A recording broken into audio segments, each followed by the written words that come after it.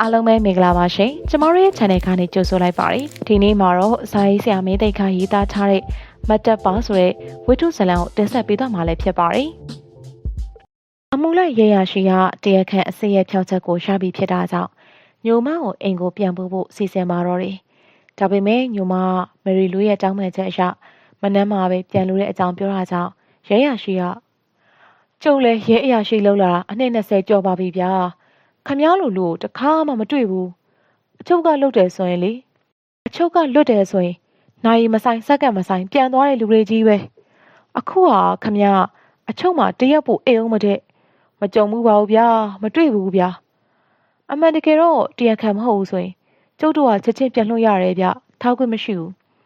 ထားလိုက်တာနဲ့လူလိုချင်းဖန်စီချုံနာမှုဖြစ်ပြန်ရောဗျကျုပ်တို့ပေါ်အမှုပြန်ပတ်တတ်တယ်ဒါပေမဲ့ဒီတညတော့ထားပါမယ်ဗျာမနေ့ပြန်မနေ့တော့ပြန်ရမယ်နော်ဒီလိုပြောလိုက်ပါတယ်ညိုမကလည်းရဲစခန်းမှာတညဆက်ပြီးအိတ်ခွင့်ရခဲ့ပါတော့တယ်မရီလူကညိုမကိုသူနဲ့အတူတညဆက်ပြီးနေဦးမယ်ဆိုတာသိရတဲ့အတွက်အလွန်ဝမ်းသာသွားခဲ့ပါတော့တယ်ညိုမကပတ်စံထုတ်ပြီးတော့ရဲမိမမြတန်းအတိုင်းသူကတော့မေရီကဆွဲထားလို့ရဲစခန်းမှာတညပို့ပြီးအိတ်ရအောင်မယ်သူ့ကိုကြည့်ရတာတော့ဒီတညလုံးအိမ်မက်ပုံမပေါ်တညလုံးစကားပြောလိုက်မယ်ထင်တယ်အဲ့ဒီတော့ကော်ဖီတို့ရေနွေးချမ်းတို့ဂျင်းတုတ်တို့ဝယ်ထားမှဖြစ်မယ်စခန်းမှာညာကျူတီကြားတဲ့လူတွေကိုလည်းဒိုးအနေနဲ့လက်ဖက်ရည်တိုက်ချင်တယ်အဲ့ဒါလေးလည်းစီစဉ်ပေးပါဒီလိုပြောလိုက်ရမှာတော့ရဲမီကစိတ်ချပါမညူမဒီလိုပြောပြီးတော့စခန်းတစ်ခုလုံးကျူတီကြားတဲ့သူတွေသာမကအချုပ်သားတွေကိုပါအနီးမှာရှိတဲ့လက်ဖက်ဆိုင်ရာလက်ဖက်ရည်နဲ့မုတ်တီကိုမှာယူပြီးတော့တိုက်ကြွေးပါတော့တယ်အဲ့ဒီလိုအခန်းတွက်ရောကော်ဖီရေနွေးချမ်းနဲ့ဂျင်းတုတ်တွေမှာယူခဲ့ပါတယ်မရီလူကမြန်မာပြည်မှာအလုပ်လုပ်လို့တဲ့အကြောင်းပြည်ပပစ္စည်းတွေကိုသွင်းကုန်ပစ္စည်းအဖြစ်နဲ့တင်သွင်းပြီးတော့ပြည်တွင်းကစံပဲပြောင်းတစ်ကအစသက်ဆိုင်ရာနဲ့ခွင့်ပြုတဲ့ပစ္စည်းတွေကိုထုတ်ကုန်ဖြစ်ထုတ်မဲ့နေရာတွေမှာဝယ်ယူပြီးတော့ရောငှားရမ်းပြီးတော့ရောအဝေးထိချုပ်လုပ်ပြီးတော့ပြည်ပထုတ်ကုန်ဖြစ်ပြုလုပ်မဲ့အကြောင်းတစ်တွေကိုလည်းတစ်တိုင်းမထုတ်ပဲပါကစ်အခင်းပြတွေဖြစ်နေရောပရီဘောကပစ္စည်းတွေအဖြစ်နဲ့ရောပြုလုပ်ပြီးမှထုတ်မှဖြစ်တဲ့အကြောင်းပြောပြခဲ့တော့တယ်ဒီခါမှာတော့ညိုမကလည်းဒီလိုလုပ်ခြင်းကအကျိုးရှိနိုင်တဲ့အကြောင်းပြောပြခဲ့တော့တယ်။ကျမကဒီမှာနေမှာမဟုတ်ဘူး။တစ်လားတစ်ခါနှစ်လားတစ်ခါလောက်မှပဲရောက်မှာ။ဒီအလုပ်တွေအားလုံးဒီဟာတိုင်းခံလုပ်ရမှာညိုမအဲ့တော့လုပ်ပေးမှာလား။လုပ်ပေးမှာပေါ့။ညိုမကပြန်ပြီးပြောရင်တော့မေရီလူကလုပ်မယ်ဆိုရင်တော့မနေ့ဖြန်အိမ်ရောက်တာနဲ့အလုပ်စလုပ်ပြီးတော့ညိုမကလေမနေ့ဖြန်ပဲစမှာပါ။ဒီလိုဂတိပေးလိုက်ရမှာတော့မေရီလူကညိုမကိုဖတ်ပြီးဘားနှစ်ဖက်ဖမ်းရှုံနှမ်းมาတော့တယ်ဒီခါမှာတော့သူ့ရဲ့လက်ဝဲဘက်လက်သက်ချွန်မှာဝတ်ထားတဲ့ဘလူးတိုင်းမုန်းလို့ခေါ်တဲ့စိန်ပြလက်စွပ်ကိုချွတ်ပြီးတော့ညိုမရဲ့လက်မှာဝတ်ပေးပါတော့တယ်ဒါကပါလေမိတ်ဆွေဖြစ်တဲ့အချိန်မှလားဒီလိုမေးလိုက်ရမှာတော့မဟုတ်ဘူးညိုမမရလို့မဟုတ်ဘူးလေလောင်းမမဟုတ်လားလောင်းမမရီဆရာလေအဲဒါကြောင့်ဆရာကိုကြော်တာ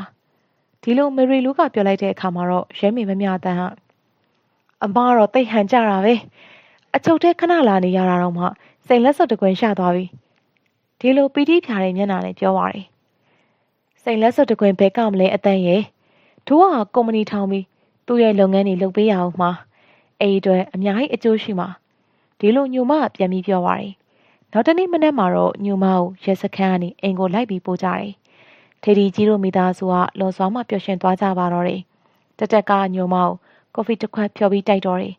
ထေဒီကြီးကတော့စိတ်မကောင်းတဲ့မျက်နှာနဲ့ညိုမကိုကြည့်ပြီးမာသာကြီး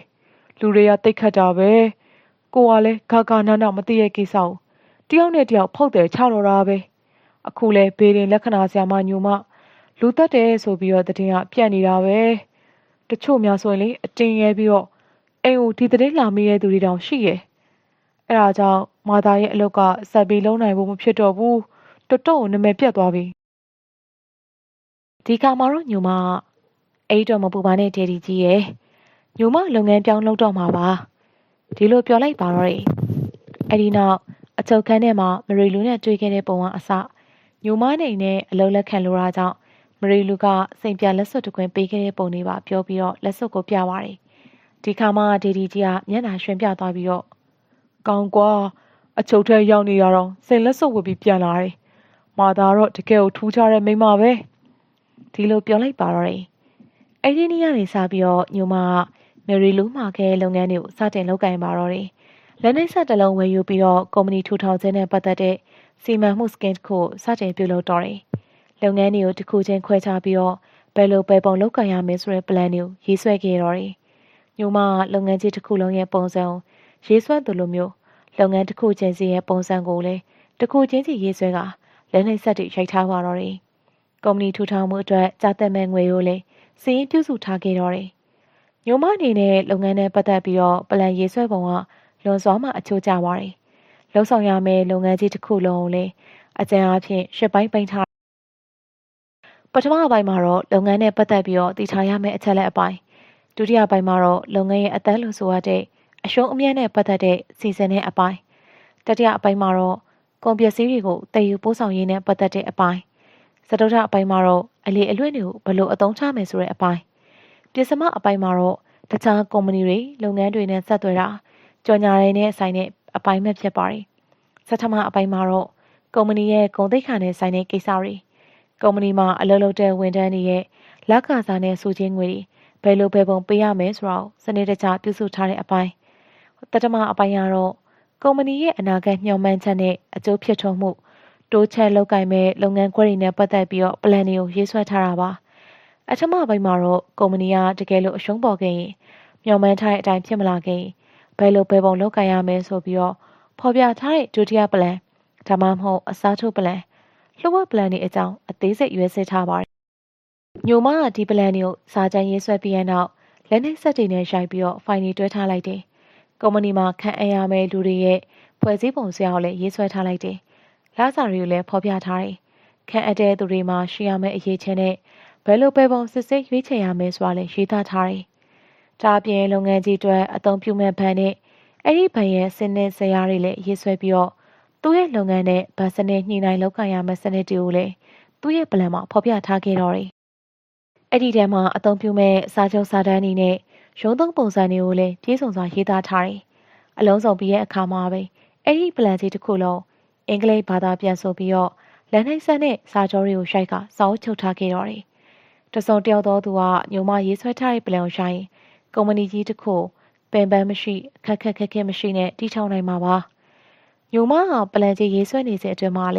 ေမရီလူရှိယာရက်စခန်းကိုသွားပြီးတော့ထမင်းဟင်းနေပူတော့တယ်အဝေးလျှော်တဲ့ဒိုဘီကလမတူကိုခေါ်ပြီးတော့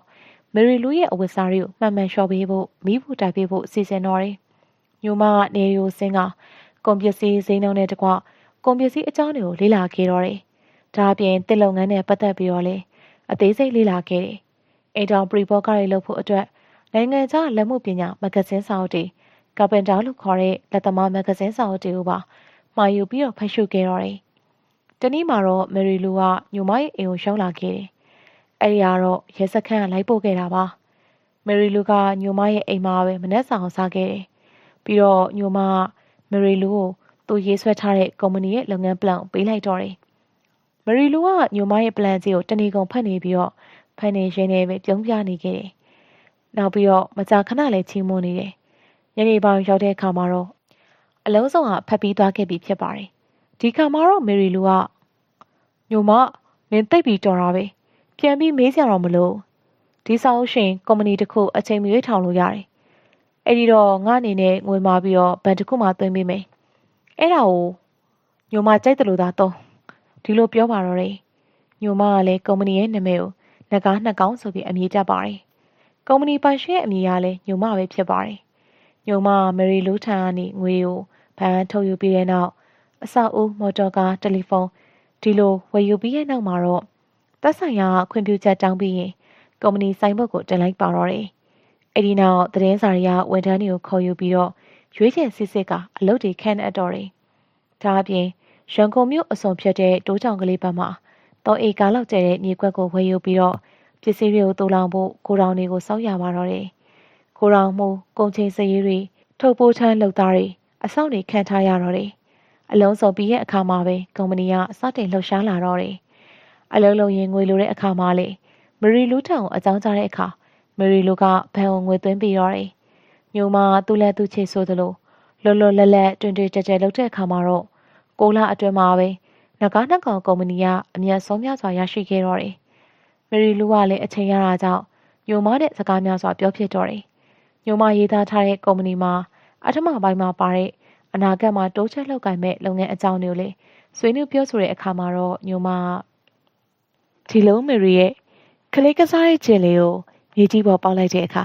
ခြေလေးကမြေကြီးပေါ်မှာထောင်းပြီးငြိမ်နေတယ်။အမှန်ငြိမ်နေရမဟုတ်ဘူး။မွတ်အောင်လေးနေလို့မြေပေါ်မှာထောင်းပြီးငြိမ်နေရလို့ထင်ရတာ။ခဲနေရဲ့အရှိန်လေးလျော့သွားတာနဲ့ရိုင်းပြီးလဲကျသွားတာ။အဲ့ဒီတော့ခြေလေးထောင်းပြီးနေဖို့ဆိုရင်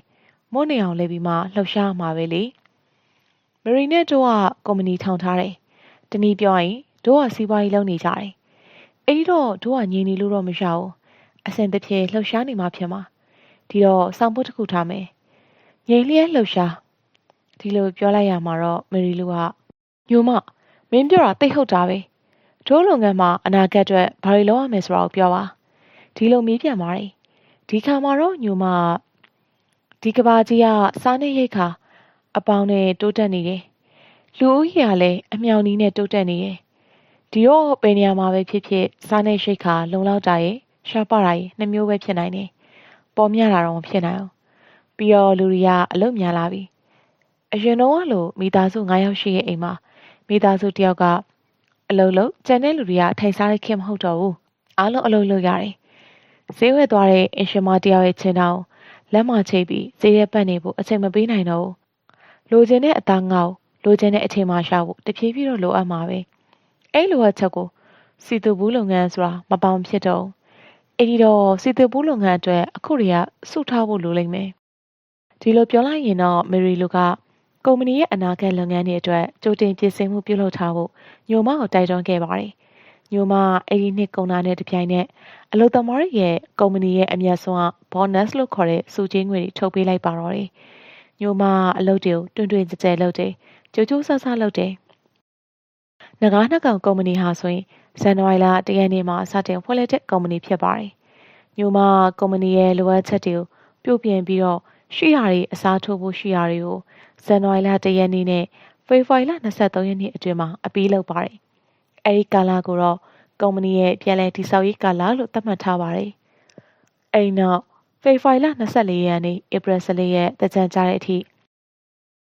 အလုံးလုံးတဲ့နှုန်းတိုးမြင့်လိုက်ပါတယ်။ဝယ်စရာရှိရာတွေတင်စရာရှိရာတွေကိုတွင်တွင်ကြဲကြဲကြီးဆောင်ရွက်လိုက်တယ်။ညိုမကအဲဒီကာလကိုလှုပ်ရှားတဲ့ကာလလို့နာမည်ပေးထားတယ်။ဧပြီလ15ရက်နေ့ဇွန်လ6ရက်နေ့အတွင်းကိုယ့်ရဲ့လုပ်ငန်းနဲ့ဆက်သွယ်နေတဲ့တခြားလုပ်ငန်းတွေရဲ့ရစရာရှိတဲ့အကျွေးကိုတောင်းတာနှိုးဆော်စာတွေပို့တာတခါတည်းအဆက်ဖြတ်ရမယ့်ကုန်သည်တွေကိုအဆက်ဖြတ်ပြတာအရေးယူရမယ့်ဝန်ထမ်းတွေကိုအရေးယူတာထုတ်ပြရမယ့်သူတွေကိုထုတ်ပေးတာ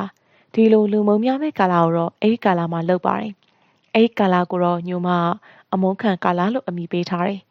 အဲဒီနောက်ဇွန်လ6ရက်နေ့ကနေဇူလိုင်လ28ရက်အတွင်းသူ့ရဲ့ဝန်ထမ်းတွေသူ့ရဲ့ကိုယ်စားလှယ်တွေသူနဲ့သက်ဆိုင်တဲ့ကုန်သည်တွေနဲ့တွေ့ပြီးတော့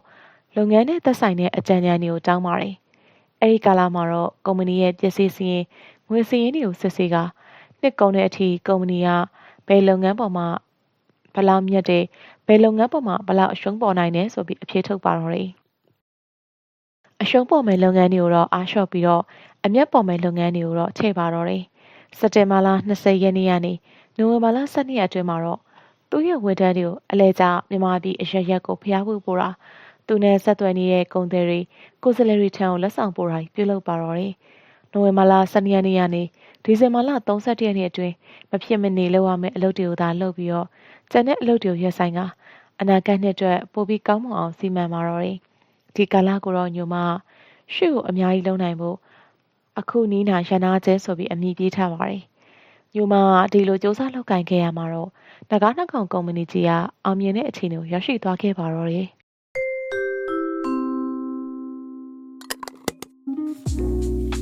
ဗီဒီယိုလေးကိုအခုလိုအဆုံးထိကြည့်ခဲ့ပေးရတဲ့အတွက်လည်းကျေးဇူးတင်ပါတယ်။နောက်ရက်ဒီမှာတော့ဒီကြန့်ရှိနေသေးတဲ့ဇလန်အပိုင်းလေးကိုဆက်လက်ပြီးတော့တင်ဆက်ပေးသွားမှာလည်းဖြစ်တာမလို့စောင့်မျှော်ကြည့်ရှုဖို့ပြောရင်းနဲ့ပဲဒီ channel လေးကို like and subscribe လေးလုပ်ပေးခဲ့ဖို့တောင်းဆိုပါရစေရှင်။